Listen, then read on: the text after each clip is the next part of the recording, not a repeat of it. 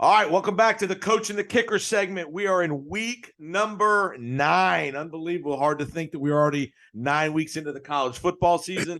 We're getting ready to get to Halloween here. I'm going to find out what Coach is going to dress up for Halloween. Welcome back, Coach. Yeah, it's good to be back, Jason. Let's go to work. Here we go. What is the Halloween outfit going to be in the Leavitt? Do the girls like to dress up for Halloween? Oh yeah, we've got a pink cowboy and we got Luigi. So those are the two. That's where they're going to dress up at. There you go. All right, how'd the flag football playoffs go? We need an update. Well, Isabella's going to be out of it. They end up in 5th place. So they get in the top 4 teams, and then Sophia had a bye. Okay, they're in place, so they've got a big one coming up this Saturday against the Saints. No, not the Saints. They're going to play the Wildcats, and then if they win that one, then they'll probably play the Saints, which is the Saints haven't been beat at all. So it's getting exciting. There you go. All right, let's get to it. We got the cocktail party this week in Jacksonville, Florida, Georgia. You got both teams coming off a bye week. Just your thoughts of, what are your initial thoughts in the game? I know Georgia's going to be a heavy favorite. I get it. But what does Florida have to do to kind of create a recipe for an upset? Well, it's like I always say, it's 71 game you can win, and the quarterback's going to have to really have a game. He's good with his running and his throwing. They're going to have to really do a good job with him and setting him up in the right ways. Defense going to have to play, and they're going to have to play at a higher level than they have, and they got to get some takeaways certainly. And the problem is Georgia is just such a line of scrimmage, and they're just so strong there. I don't know if Florida can handle that. Although the first game against Utah had a really strong line of scrimmage, and Florida won that game. So they probably got to go back to that, a little bit of playing that like they did their first game, and they're going to have kicking game that's going to be really important as well. Field position. Can they beat Georgia? Sure. They like I always say, they've got enough talent. I don't think they will, but I think Georgia's got the better team, but it doesn't mean I thought Utah had the better team also, and Florida won. So both teams obviously had a bye week. Would that be a situation where you could see Florida come out schematically and do some different things that maybe they haven't shown all year with the bye week, and Georgia too? Well, they got to look at Georgia's had some pretty close games. They certainly got to look to where as everybody would. You got to look at where their weaknesses are on both sides of the ball. And they have had 2 weeks to study, so the kicking game, somebody could, you got to look for your fake punt, you got to look for a trick play here or there, and you got to look for, something that can give Florida a break. Right. And obviously turnovers will be huge in this game. Obviously, Kirby and Billy Napier a little bit.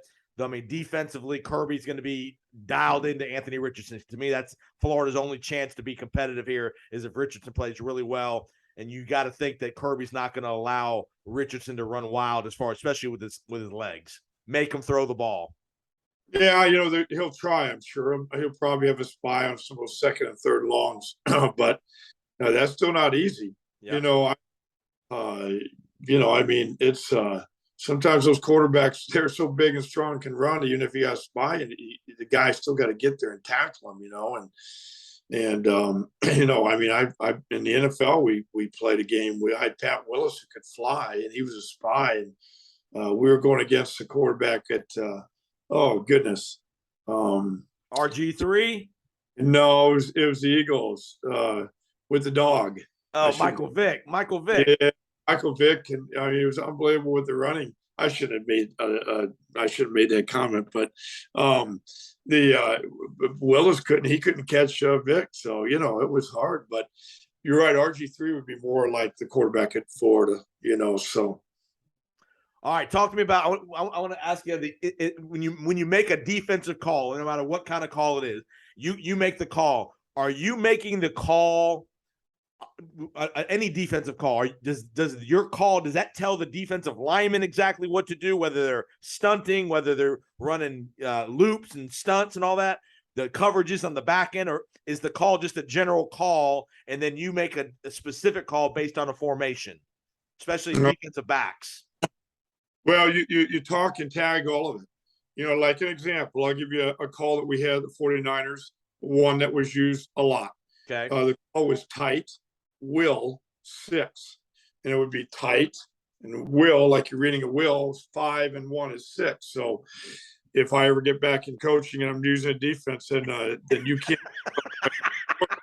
Just for a lot of people, but so tight talks to the front. It was an odd front. Okay. So you had 4 eyes on as the DNs. You got the nose. That tight meant he had the backside A gap. Okay. Tight will means the weak side outside linebacker is going to be the one coming. And it's always was by the passing strength or away from passing strength. So that was tight will. 6 was the coverage for the DBs and for the linebackers, certainly. It's quarter, half.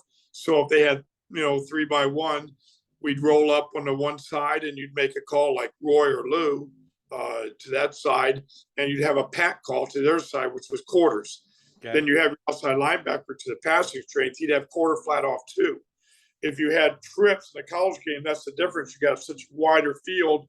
You'd play that guy inside at 2, but he'd have to break and have, he still had to drive on 2 to the flat. And then your Mike linebacker on the 3 receiver sides got to carry 3 vertical, because your safety is stressed. And then if you want to if the X, the 1 receiver side guy wasn't that good, you feel like you could match up with the corner, you take your safety and you'd have a call where he would take number 3, so your linebacker wouldn't have to carry him as much. My point, I gave you a lot of information about one defense, and there's a lot of defenses. It just shows that you have a lot of tags. You have a lot of things that you talk to your players about, and you're hoping so that communication is very strong and they don't fail in that area. That just shows you. I mean, again, that's just one. That's probably a basic call for you. It just shows that meant to me. That just shows the intellectual necessity that every one of these guys in that play, whether it's college or the NFL, have to have, because it's complicated. There are formations that are complicated. You guys are expecting a lot of. There's so many different variations and variables that go into any one play. How much intellect go? It's not about running and tackling. It's more about the intellect of knowing where to be. Oh, there's no doubt. And then I didn't even talk about the weak side inside linebacker. He's vertical hook off that type will 6. Right. If you number 2 vertical, where your 2's probably, if it's 3 by 1, your 2's in the backfield. So he just squares straight back and reads quarterback's eyes to break on him. If you take that safety, you take number 3, that means the corner's got number 1. That means now the weak side inside backer, we called him Jack, has into the flat because the corner went off. In other words, there's a lot of things, and that was just 3 by 1. We're not talking about what do you do in unbalanced? What do you do with 2 tights? What do you do? How do you play that? How do you play motion? All your empty sets, everything. I mean, you check that went to empty. We went to something called pillow. So it's you have all that set up to teach the system, and that was always a challenge for me because I went to 4 different. I went from Oregon over to Florida State. Of course, we tried to work a lot of that system in Florida State. We won 4 in a row. Right, we got in there, and it's a long story after that. But I was just an analyst at the time. But FAU had some success. We're 10th in the country in scoring defense, which was good at giving up 12 points a game. SMU it was better than the defense it had before, and But my point is, you have to teach this in 1 year, and usually these guys. The hours and it's overwhelming can be. Usually your second, third year, they're going to get the little tags and they'll start playing in a lot more confidence. And remember, college folks, there's no headset in the middle linebacker's ear that you can talk. Where the NFL, couldn't you talk to the guy making the call could talk to Patrick Willis and make the call? I think it's up to 15 seconds on the play clock where you could tell them, hey, we're going to check to this. Those kind of things where you can't really do that in college. It's all hand signals and all that stuff, correct? Yeah, that's correct. And I thought they were going to do that in college. And I guess the reason they probably didn't is because of money. But you have 15 seconds. But a lot of times what would happen is, the other NFL team, the offense, they wouldn't run a personnel group. They would run them out at about 18 seconds. So you really caught because the phones went dead at 15. So now you had to have hand signals for all your calls. Right. So I hand signals for all calls because Vic Fangio, who was head coach of the Broncos, would give me a call I would relay it out because I wasn't a coordinator when I was at the 49ers. Right. But interesting, then when I had all the hand signals, so I used them all in Colorado. We had a lot of success there in defense, and then certainly Oregon. We had some real good success on defense, FAU, and so forth. So, there's a lot to it. Defense is hard, man. Defense is hard in this day and age of college football, especially. Like, you make a great comment about the hash marks. Talk to the audience about how the hash marks are so more challenging in college because they're wider than the NFL, and how that dictates defense. Well, we'll stay with what I was talking about. You got a 3-by-1, so your number one is your receiver all the way to the sideline, and then we're on the short side of the field, correct? I'm talking about to the wide field. Okay. Right. Yeah, you have number one into the boundary also. So you have 1, 2, 3 count outside in. Well, your 2 and 3 when you have a wide field can be spread out a lot more. So when your safety is stressed, your corner has to play between 1 and 2. Safety's got to play between 2 and 3. Yep. But those guys come off vertical. There's more room to the field for the quarterback to throw seams. Right. And that's one indication. Same thing with you have different route patterns out of your trip side to the wide field. It can be a challenge because of spacing. Right. That's just the way it is. And now your advantage is you can bring corner blitzes from the boundary. You do some things there. And, but it always seems like those who have a hard time getting their cornerback, usually sees it. And because people do it so much and gets the ball up quick enough. So the spacing is the big deal. Yeah, like I said, the NFL is the much more center of the field stuff, and it's more balanced defensively, where you can balance your personnel, things like that. So yeah, it's just a great point. All right, let's talk a little. Miami, struggle city down in Miami. They lose to Duke over the weekend. 8 turnovers for the Hurricanes. Just again, they lose by I think 3 touchdowns was the final score. That has gone from a 3-0 to all the hype in the world, going to Texas A&M to 3-4, and just major problems down in Miami. Well, it's interesting because Duke lost to North Carolina on a very, very close. Right into the game. Last play of the game. Last play. Yep. People. And then they went to Georgia Tech, and the same thing happened. Wow. So you got to give Elko, who's the head coach at Duke, a lot of credit, I think, because I did watch the replay of that game. Yep. The way their team battled, and they absolutely ran the ball on Miami, and Miami didn't run the ball very well. And, the turnovers was a big deal. But I thought that Duke was just physically a better team, more well coached. This is one of the worst Miami teams I've seen in a very long time. And who knows, what all those reasons are, but they don't. I thought Duke just physically beat them up. I know Miami took the lead in the third quarter, but Miami had control of the game. And even in fact, when the starting quarterback for Miami went out in the second quarter, I believe they were down 17-7. Right. And Garcia came in and got him in the lead, and then threw some really bad picks. The O-line for Miami did not protect the quarterback at all. And I thought Duke did a great job of bringing some edge pressure that got to the quarterback quite a bit. And just, poor play by him in Miami, and coaching, playing. I didn't think they weren't near the Miami teams I even saw last year, the year before, It's really surprising because they got off to a good start. They got off to a 3, and I know they didn't play a strong schedule. I get it. But you thought, Mario, with the new coaching staff, new mentality of physicality, obviously coming from where he came from, it's really surprising to see him go so downhill so quickly. Well, even when Mario was out at Oregon, he had Justin Herbert, for goodness sakes. That's true. See how good he is, and they couldn't seem to get to the playoffs, which you got every resource there is in Oregon. It's unlimited. And it shows right now with the coach coming in right away from Georgia, doing a great job out there beating UCLA. Yeah. And without Herbert. Herbert was one of the best quarterbacks I've ever been around. Incredible player. Bo Nix played great on Saturday against UCLA. They destroyed UCLA. They played really, really well on offense, especially. Really did. But getting back to Miami, it's just they're struggling, and now they go to I don't know what their next game is. At Virginia. Virginia's they're not the same team they were last year. Right. That offense a year ago at Virginia. I was the interim head coach at SMU when we were going to play Virginia in a bowl game. And I watched that offense. Nobody stopped them. They were unbelievable what they did.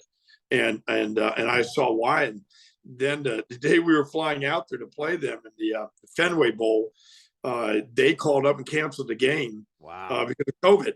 So we get the win. So I got the win. And I was going to be what, Fenway Park? Is that where that game was going to be at in Boston? And I was okay. You want to give us this win? They're pretty good. So, and then I came back here, be around my girls, and I was waiting my girls too much. Had to be back. I had to get back here. Have you ever played in a non-football stadium like that? Yankee Stadium, Fenway Park? And we opened up the Tropicana. Oh, okay, right. Okay, I forgot about that. They changed names of that bowl game, but I forgot about that. We were the first team in South Florida that we had inaugural there. We were the inaugural Papa John's. So we've had a couple inaugural games, but we ended up beating Memphis pretty good in the inaugural bowl game in Tropicana. Let's talk back to the Florida-Georgia game, just about the rivalry component of this. Talk to me about how do you play that up as the head coach? That's your big rival. I know, obviously, when you were at USF, you had UCF was a huge rival of yours, those kind of things. How does the whole Florida-Georgia rivalry component play into your preparations at all, or does it? Well, you might not need to do much because the players will hear it with social media and everything else involved, And plus, you got to understand that Florida's still got Florida State. There's some, and they play Miami, I think, every year too, right? So it's a little bit. I think I always thought that was a real challenge for Florida, because you don't want to hype up one game too much, right? There's always you'll hear this from every player, every coach. Every game is a one-game season. Yep. And I'll never forget the late Leroy Selman. Leroy and I played against each other when I was at Missouri and he was at Oklahoma for 3 years. And the Selman brothers. And I used to ask, Leroy, in his entire career, Leroy lost one game in college. God. And then going into the pros, I used to ask Leroy, how did you get so up for each game? He said, treated every game like it was the Super Bowl. Every game. Yeah. And that's kind of when you have rivals, like you've got Georgia and you've got Florida State, you got Miami and all of it. I guess the way you go back is you just really isolate each game and realize that that's the biggest game in your life, even though the players are going to hear other things because of the, cocktail party and all those type of things. But for us, when I was in South Florida, Central Florida was, we won all 4 of those games. And we did not publicize anything, but within the team, we made that it was a real focus, and our guys really got up for that game. And when I first hired, Central Florida wanted to play us right away, but I didn't want to play them right away. We didn't have I didn't know we had a quarterback. I didn't know what kind of team we're going to have. Right. So as we got going, I kept saying, let's make it the $1 million game. You want to play that bad? Let's put some really high stakes in it. I saw where we had I really felt good about our quarterbacks and where it was going to be at. I asked Leroy Selman, I said, call him up, tell him we'll play him. And Leroy did. And I said, but I want to play the first game at home and I don't want to play it for another year and then on the road and so forth. So, we just had real success in that series. But the war on I-4, baby. Right. That trip, interesting trip. That's a travel. That's an easy trip. Talk about the bus ride. When you take a short trip like that on a bus ride, what is the mood on a bus ride like that when you're going a couple hours on a bus ride to a big hated rival? Is it quiet? Is it jovial? What is the mood on the bus? Well, it's not quiet when you go. It's you want those guys to relax and they're not being complete idiots, but they're listening to music and it's not like the bus ride to the stadium to play the game. Okay. It's very different. The demeanor in that bus ride, you won't hear a pin drop. Those guys are focused. You prepare. When you prepare, you're setting up all your preparation Friday, your meetings, your walkthrough, the night meetings, the pregame meal, the bus ride to the stadium, the warm up, all of it. it's all got to be building, and you've got to prepare your players that way, and you've got to make sure your players understand why it's so important, why you don't want to be distracted by too many parents, friends the night before, all those type of things, because it's all a process of getting ready to play. And mentally, I think it's a big deal, and you don't want to get any distractions, because every player, and they prepare differently. Well, all right. So Florida State goes to Georgia Tech. We're not going to talk much about that game. Miami, we just mentioned, goes to Virginia. Florida State hosts Georgia Tech. Miami goes to Virginia. USF goes to Houston, coming off a bye week. Central Florida's got an interesting game. They host Cincinnati. They come off a loss at East Carolina. We talked about that game last week. That might have been tricky for UCF. They get beat 4 turnovers. They lose 34-13 in Greenville. You've played there. That's a tough place to play, that Greenville, North Carolina. We were fortunate. We were 4-0 against East Carolina. We won both games up there, but they were very tough. I remember Santiago Gramatica kicked it was double overtime, I believe. He nailed one to win the game. I was very fortunate. Martin Gramatica had him up at Kansas State. Yep. What a great kicker he was. And I had Bill transferred from Florida State to us, and great kicker than Santiago. Unbelievable, those guys, and great players. They helped us win a lot of games. My point is this: at East Carolina, I think we won. I think twice up there was maybe a late kick. It's a tough place to play. It is. Very good football team. That did not surprise me, seeing East Carolina beat Central Florida, especially with the Cincinnati game coming up. But they've got to beat. They're still. Everything's in front of them for Central Florida. Yeah. They went out, they win the conference. The East Carolina game is not going to be, I don't think that'll be an issue, but they got to win the rest of their games. They certainly got to beat Cincinnati, and Cincinnati barely won their game against SMU. It's a 2-point game. Yeah. So Cincinnati has barely beat South Florida. They barely got against SMU. And, I think Central Florida will win this game. I think they will. It's in Orlando, right? Yes. And Cincinnati plays on the turf. They got down there in grass, and I think that Central Florida win this game. All right, let's talk more coaching and more coaching carnage. Unfortunately, the coach at Charlotte, Will Healy, gets fired after they lose to FIU at home in Charlotte. FIU goes up there and wins handily, which, again, give Mike McIntyre credit. Nobody thought they'd win more than one game this year, and they've won 3. So they go up on the road, win big. Charlotte fires their coach. No offense to Charlotte, but you can't wait to the end of the year to fire the coach. You're at Charlotte. It's not like this is Nebraska or Oklahoma. We can't wait to the end of the year if you're going to make a change to fire the coach. Really? Well, I don't know their coach. All I know is when I was at FAU, we played Charlotte, and I thought their offense was very hard to stop, very difficult, very challenging. And the quarterback they had was really good. I don't know what happened to him, but he was really good. And when they played Florida Atlantic early in the year, I thought Florida Atlantic did a really good job, but I could see Charlotte winning that game. They stopped themselves. Yep. So I thought that Healy was doing a good job. I don't know what happened to them. I don't know what happened to here, or after COVID. We won that game I don't know, it was 16-10.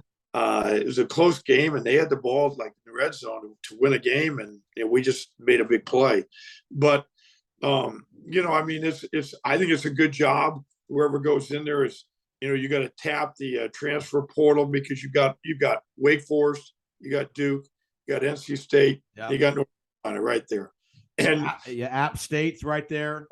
Yeah, and then North Carolina's got great football, and then you just work the recruiting right from North Carolina down in Florida, and I'd get into Florida hard because the Charlotte area, that's great, easy to get to, and so whoever goes in there, you got to recruit, you got to get players, that we all know that. Don't worry about NIL, you're not going to have any money to pay those guys, so don't have to worry about that piece of it. And like I've said before earlier in the year, Georgia Southern doesn't have to worry about NIL.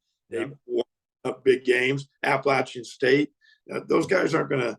You just get good football players that are tough and coach them up. Coach them up. Yeah, I went to a Plant game against Steinbrenner. Okay. this past Friday, and Plant's really been playing some really good defense. Cam, their defense coordinator, and his staff have done a great job, and Hank has done a real good job building that thing back up. Plant, because Plant had some struggles, but doing a great job this year. And my point is this: I saw players there that I thought could play at a lot of places. South Florida, and sometimes just tough kids. Mm-hmm. That might be the biggest, fastest, strongest, but they're tough, and players that there's some receivers on Steinbrenner that's good, quarterback threw well. There's certainly some players on Plant that are really good football players. So, hopefully those guys will look right. How cool is it in the Tampa Bay area? We got Mike Williams at Wharton High School, former first-round draft pick. Michael Clayton's at Plant City. You got some college NFL guys coming back to help their community coaching high school football. How cool is that to see as a fellow coach? Oh, it's great. And Tampa's got great football. You got such a great recruiting area. You got Tampa, you got St. Pete. Certainly St. Pete, Lakewood High School is real strong right now. And but they're all schools going to put out, then just get across the bridge, Palmetto, and you can make a living right Manatee, there. Sarasota, Bradenton, that whole area. But then you go down to Belglades, Pahokee, that area is really hot. Miami, certainly, that. And get up to Escambia, up in Pensacola, and you got Ribault, you got Rains over in Jacksonville. And then you got the gut of Florida, I always called it, Haines City and those areas. And Lakeland's a powerhouse. Lakeland's a hotbed. Lived at Lakeland. Bill Castle and Lakeland High School, and Kathleen and Grothy came from that area right there. And Ray Lewis is from that area. Right there. Yeah. Lou's story's a great one, but we won't get into it because we probably don't. But I certainly remember Ray when he was in 10th grade and talked to Tommy Tuberville at Miami when they were trying to make a decision to take Ray or not. And they end up battling Florida State at the end to get Ray, and then the rest of the story. And then I have to, as a coach of the Niners, we played against Ray Lewis and the Ravens in the Super Bowl, and he certainly had a great game and beat us, or I'd have a Super Bowl ring. So well, the last play of the game, they interfered with Crabtree. I remember the light. Remember the lights went. The lights went out at the Superdome and everything, man. Yeah, I should have a Super Bowl ring. We got taken by those officials. Oh God! All right, a couple things on the national front. We'll get you out of here. Tennessee, obviously, they got Georgia next week. Georgia, again, both teams got tricky games. You got Georgia and Florida. You got Tennessee and Kentucky with the showdown looming next week. And you also have a tricky showdown next week, Alabama, LSU. LSU starting to play. They beat Ole Miss. Your guy, Jaden Daniels, the guy from out west, he's starting to play really well at LSU. Could be a tricky spot for Alabama in 2 weeks. You got to watch out. I want to tell you, and certainly the head coach at LSU, I've been up against him when he was at Cincinnati. He can coach. Great games. We had great games with him.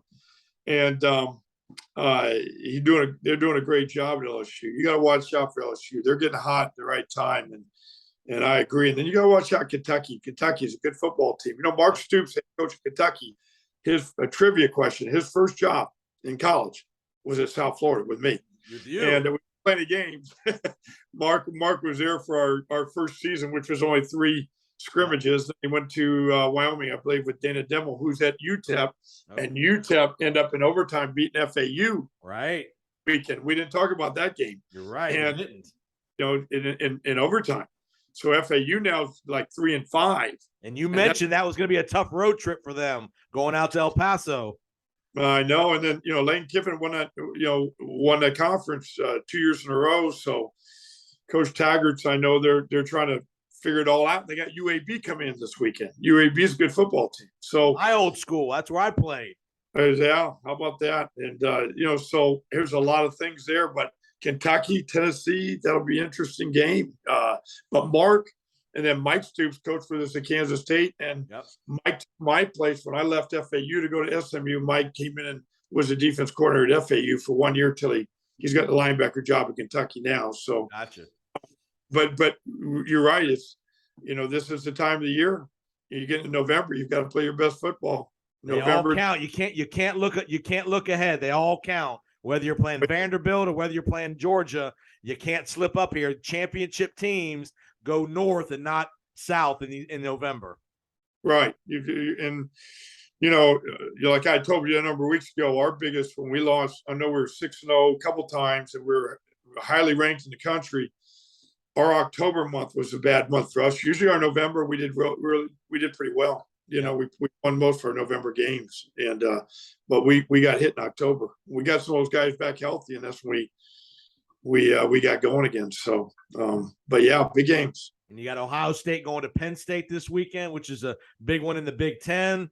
Penn State with a big win over the weekend, but again, tricky game up at Happy Valley. You know that place really well. It's a tricky place to play.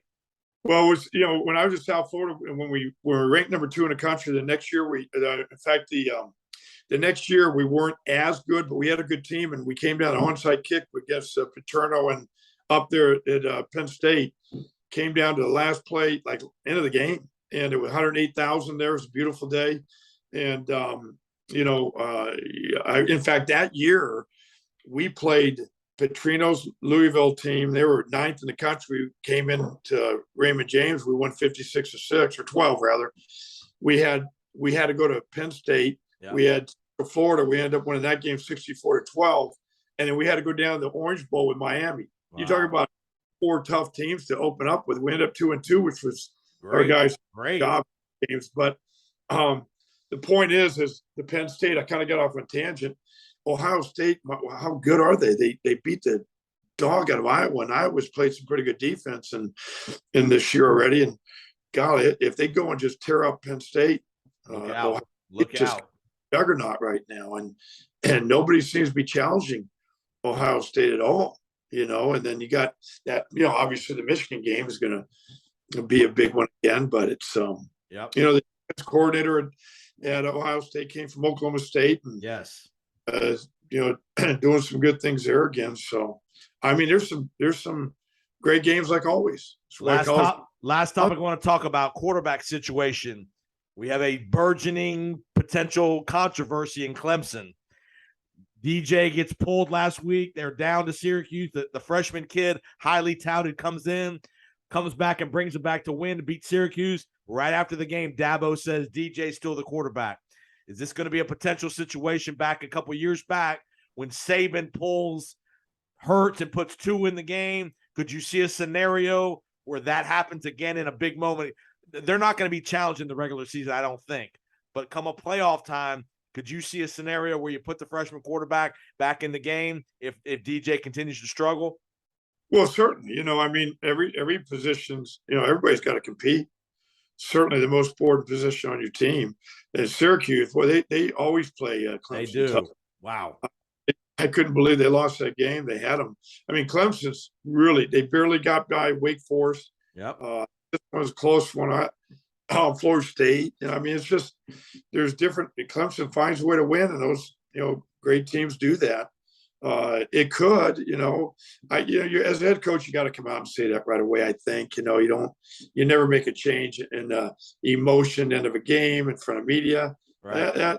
Never do that. You just, hey, he's our guy. We'll keep competing and, see how it plays out. Bottom line is the team's most important thing. It's all about the team, and you got to put your guys in on the field that going to help you win. How tricky is it to pull the trigger on a veteran quarterback mid-game like they did? You bench the kid in the second or third quarter. How tricky is it with a guy that's won a lot of games for you? How tricky is that to do? It can be really hard, but you're preparing at number 2 guy. You've got a lot of counsel with your staff, your offensive coordinator, and you just watch how games going. And, sometimes it's a lot better to throw that guy in earlier in the middle part of the game. And if he doesn't do well, now you're trying to get something to get your starter going again, where you could really put the starter back in if the other guy didn't get hot, So, I understand why they did it, and it was a good move for him.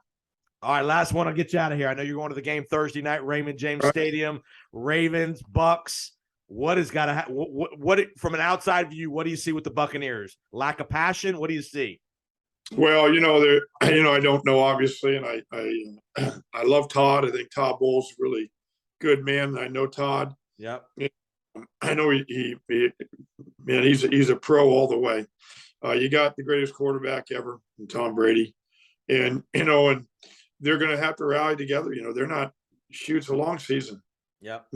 Got to win a game. Now it's Baltimore's tough. They've got quarterback that's going to be hard to to contain, and Baltimore's got a good football team. They all do though. But you got them at home Thursday night. They need to get back out there and win. Certainly, they got to win enough games to get in the playoffs. What were they, 7-5 when they won the Super Bowl? Yeah, The one like that. Yep. There's 3 and 4 teams right now. It's certainly not too late. They just got to get the team back. The leaders have got to stand up. Tom's going to have to do a great job, certainly, and he will. And they've got to do, they've got to have the defensive White, has got to, stand up and rally the defense together and get them back together as a team. And I know that Todd, I'm sure, will be very honest with the players. And yep. These are grown men. I mean, these guys they're not college kids, and they're grown men. They know what they need to do, and they need to get going and doing it. And whether it happens Thursday or happens the week after, it's got to happen pretty soon. All right, Coach. Well, great job. Enjoy Thursday night football. I'll be watching you on Amazon Prime. I'll see you in the end zone seats with you and the girls. So have a good time at the game, and appreciate the time this week, Coach. We'll see you next week on the Coach and the Kicker segment presented by Beef O'Brady's. All right. See you, Jason. Have a great week, Coach.